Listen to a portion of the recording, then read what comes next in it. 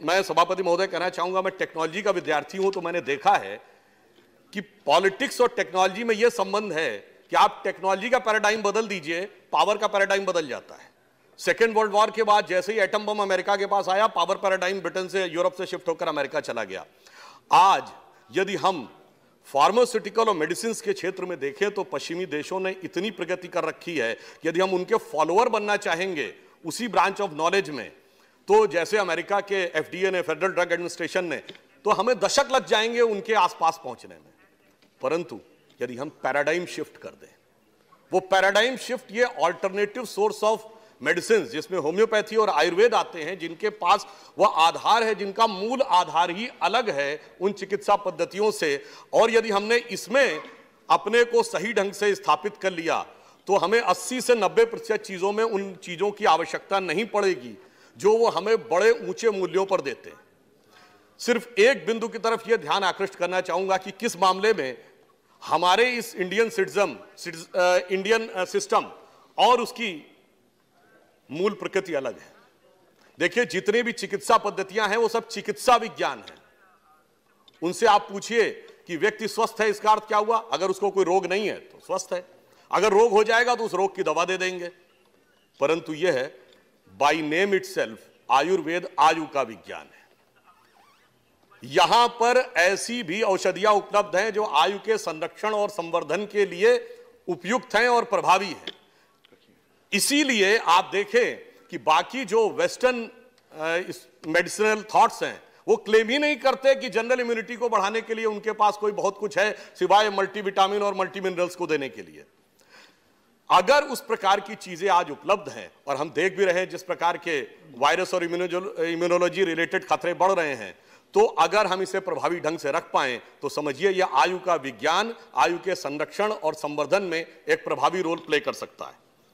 अब मैं एक और बात कहना चाहूंगा कि बहुत से लोग ये कहते थे कि साहब हमें उसके हिसाब से साइंटिफिक ढंग से इन चीजों को आगे रखना चाहिए। अब किसे साइंटिफिक कहें उपसभापति महोदय? केवल 40-50 साल पहले की तो बात है जब यह कहा जाता था ये फूल पत्ती खा के कोई इलाज होता है, रेक्रोसिन, टेरामाइसिन, मेटासिन खाओ, आधुनिक बनो, नई नई मेडिसिन खाओ। आज 50 साल के अंदर हम आ गए go back to herbal medicine. तो भाई तब सही थी साइंस या अब सही है? हम तो तब भी वही थे, आज भी वही हैं, आप बदल गए हैं, और इस बदलाव को अब हमें विश्व को स्वीकार करवाने की आवश्यकता है, बजाय इसके कि हम उनके हिसाब से अपनी व्याख्या करने का प्रयास करें। अब मैं एक अन्य उदाहरण आपके ध्यान में डालना चाहूंगा औषधियों के बारे में। तो जैसा हमारे कई सम्मानित वक्ताओं ने बताया, बहुत से उदाहरण उपलब्ध हैं, चरक से लेके और धन्वंतरी जी तक। परंतु जिसको सबसे बड़ी उपलब्धि माना जाता है वेस्ट की, सर्जरी का जितना डिटेल्ड आयुर्वेद में उपलब्ध है, सुश्रुत संहिता में 180 चैप्टर हैं, 1100 डिजीजेज हैं, 121 इंस्ट्रूमेंट्स हैं, 650 मेडिसिन हैं जिनमें एनिमल, प्लांट और केमिकल सारे सोर्सेस से हैं, और 300 से ऊपर प्रोसीजर्स हैं। और इतना ही नहीं, शायद कुछ लोगों को सुनने में अटपटा लगे, परंतु हड़प्पा सिविलाइजेशन, जिसे आज हम सिंधु सारस्वत सभ्यता कहते हैं, उसके एक्सकेवेशन में सर जॉन मार्शल ने, जो ब्रिटिश टाइम में आर्कियोलॉजिकल सर्वे ऑफ इंडिया के चीफ थे, उन्होंने अपनी बुक जिसमें उन्होंने तक्षशिला के एक्सकेवेशन का जिक्र किया है, पेज नंबर 210 पे उन्होंने लिखा है कि surgical instruments of Harappa civilisation second millennium से अवेलेबल है। और आज भी पाकिस्तान के पंजाब प्रोविंस के म्यूजियम में आप जाइए तो 5वीं शताब्दी ईसा पूर्व के सर्जिकल इंस्ट्रूमेंट रखे हैं। और पूर्व लोकसभा अध्यक्ष मीरा कुमार जी जब गई थी तो 2012 में उनके अखबारों ने इसको रिपोर्ट भी किया था। ये तो मैं सिर्फ ये कहने का प्रयास कर रहा हूं कि जो सर्जरी, जिसको बहुत बड़ा अचीवमेंट माना जाता है, एक तथ्य और आपके माध्यम से सदन के समक्ष रखना चाहूंगा कि लोग कहते हैं प्लास्टिक सर्जरी। लंदन से निकलने वाली एक बड़ी फेमस मैगजीन जिसका नाम था द जेंटलमैन, 1794 में, उसमें 2 डॉक्टर्स टॉमस क्रूजो और जेम्स पेंडिल ने बाकायदा एक आर्टिकल लिखा। उसमें क्या लिखा कि भारत के पुणे में, यह लंदन में छपी हुई मैगजीन है, 1794, और वो लिख रहे हैं भारत के पुणे में 1793 में एक व्यक्ति की नाक कट गई थी और उस नाक को जोड़ने की प्रक्रिया उन्होंने देखी आयुर्वेदिक सिस्टम से, and that was successfully done. ये उन्होंने रिसर्च पेपर पब्लिश किया। और मजेदार बात यह है कि उन्होंने ये लिखा कि पुणे में जो नाक जोड़ने वाले थे वो कौन थे, कोई बहुत पढ़े लिखे एलिटिस्ट हाई क्लास के नहीं थे। उन्होंने लिखा वो कुम्हार जाति के व्यक्ति थे, जो आज की डेट में ओबीसी में आते हैं। तो यह दर्शाता है कि जिसे हम अपना एडवांस सोर्स ऑफ नॉलेज था, हम कहीं ना कहीं किसी ना किसी कारण से उसे पीछे छोड़ते चले गए। और सिर्फ यह भी एक कहना चाहूंगा, आयुर्वेद कोई सेपरेट सब्जेक्ट नहीं था जिसको वो मेडिसिन साइंस से रिलेट करते हैं। आयुर्वेद जैसे हमारे यहां जूलॉजी, बॉटनी, केमिस्ट्री एक सीक्वेंस है, फिजिक्स, केमिस्ट्री, मैथ एक सब्जेक्ट का ग्रुप है, वैसे ही 3 सब्जेक्टों के ग्रुप में से एक आयुर्वेद था जो बड़ा व्यवस्थित ब्रांच ऑफ नॉलेज था। वो था कृषि, पाकशास्त्र और आयुर्वेद। कृषि मीन्स हाउ टू ग्रो, पाकशास्त्र means how to cook, and Ayurveda means how to get the medicinal values. और उन सारी वैल्यूज को हम अच्छी तरीके से समझें, और यदि हम उन चीजों को समझ पाए तो आज एक और चीज में हमें बहुत लाभ मिलेगी। इस स्ट्रक्चर मैकेनिज्म जो सरकार लाई है, आज इंटेलेक्चुअल प्रॉपर्टी को लेकर बहुत सारे विवाद हैं।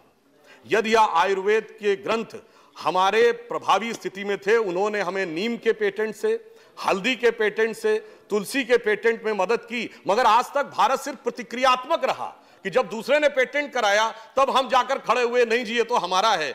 यदि हम यह प्रभावी मैकेनिज्म जो सरकार ने बनाया है, इसके द्वारा हम अब प्रोएक्टिव होकर कह सकते हैं कि ये सारे पेटेंट्स हमारे हैं, तो ट्रेड रिलेटेड इंटेलेक्चुअल प्रॉपर्टी में भी आप समझ लीजिए इसका एक बहुत अच्छा लाभ हमें फ्यूचर में मिलने वाला है। के साथ यही हो रहा है।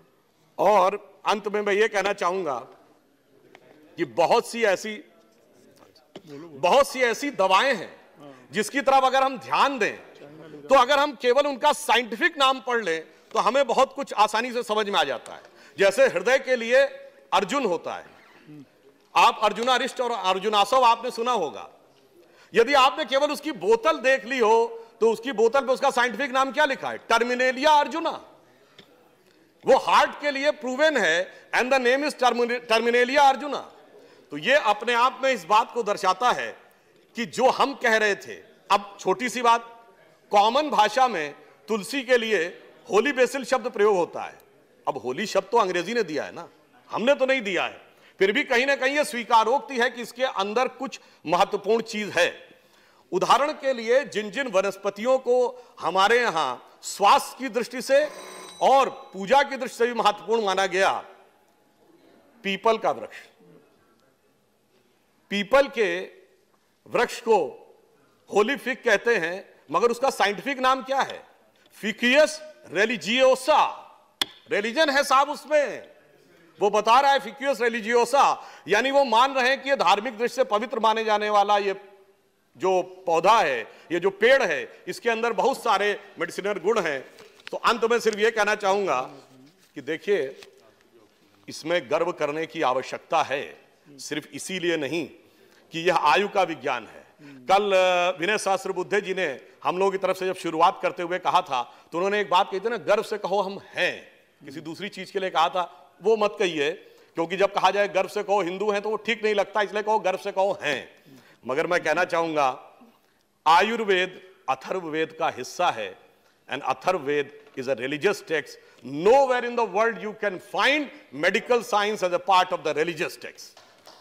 Nowhere you can find mathematics as a part of religious text. इसलिए मैं कहना चाहूंगा, ये जो हमारा ज्ञान है, ये सिर्फ भारत के लिए नहीं, गरीबों के लिए नहीं, सबसे एडवांस लेवल पे जो लोग बैठे हैं उनके लिए भी उतना ही प्रभावी है, और ये पूरे विश्व को आगे ले जाने की क्षमता रखता है। अमेरिकन काउंसिल ऑफ जो सर्जन्स हैं, उन्होंने सुश्रुत को सर्जरी का जनक माना है। मेलबर्न में, अमेरिका में क्या माना जा रहा है वो सबको पता है। यह पंक्ति कह के बात समाप्त करूंगा कि जो अटल जी ने कहा था, मेरे वेदों की ज्योति अमर, मेरे वेदों का ज्ञान अमर, मानव का के मन का अंधकार क्या कभी सामने सका ठहर, मेरे स्वर नभ में गहर गहर, सागर के जल में छहर छहर, इस कोने से उस कोने तक कर सकते जगती सौरभ में। आगे विनम्रता से साथ कहूंगा, हिंदू तन मन, हिंदू जीवन, रग रग हिंदू मेरा परिचय, यही जीवन शैली है। धन्यवाद।